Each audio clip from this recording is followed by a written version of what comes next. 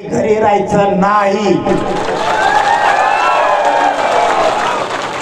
तारखेच्या पहिल्याच दिवशी जी आता तारीख डिक्लेअर करतोय त्या तारखेला पहिल्याच दिवशी महाराष्ट्रातल्या घराघरातल्या मराठ्यांनी अंतरवाली द्यायचे। जिथं जागा मिळेल तिथं बसायचं। तुम्ही येऊन जाऊन केलं तरी चालत नाही। थांबणारे थांबा। ऊन प्रचंड राहणार आहे। आपण आपली छत्री पाण्याची बाटली आता रोज घेऊन यायची, येऊन जाऊ करायचं असत। पण आंदोलनाचा पहिला दिवस त्या तारखेला महाराष्ट्रातल्या एकाही मराठ्यांनी घरी राहायचं नाही। आणि आता इथून गेल्यापासून लगेच गावागावातल्या घराघरातल्या मराठ्यांपर्यंत तुम्ही स्वतः सगळ्यांनी जातीसाठी जायचं। जाणार का? एकाने पण झोपायचं नाही त्या तारखेपर्यंत। घर ना घर पिंजून काढायचं। जातीच्या कल्याणासाठी अंतरवालीत मराठ्यांनी यायचं। पिकाचं नुकसान करू नका। इथं आल्याच्या नंतर आपली मराठा समाजाची संस्कृती आहे। छत्रपतींनी आपल्याला सांगितलंय मिरचीच्या देठाला सुद्धा हात नाही लावायचा।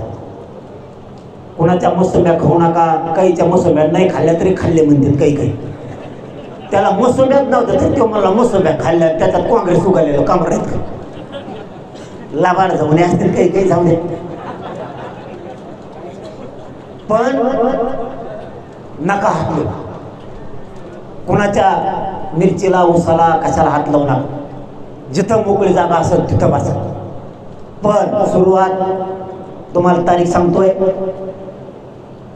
तारीख डिक्लेअर झाली। आजपासून एकानेही थांबायचं नाही। तुम्हाला गावागावात जायला संधी आहे, मराठ्यांसमोर जायला संधी आहे।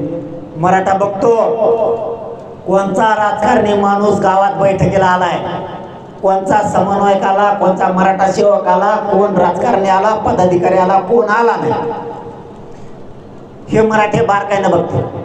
तरी आपल्या कोण आव्हान आहे? सगळ्या पक्षातल्या मराठ्यांनी, सगळ्या संघटनेतल्या मराठ्यांनी, सगळ्या समन्वयक मराठ्यांनी, सगळ्या मराठा सामान्य शेतकऱ्यांनी, मराठा सेवकांनी तुटून पडा।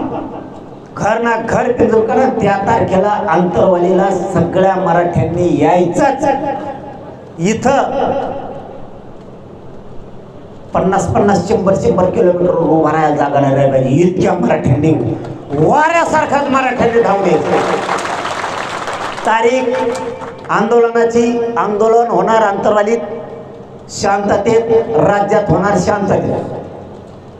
अंतरवालीत आंदोलन होणार।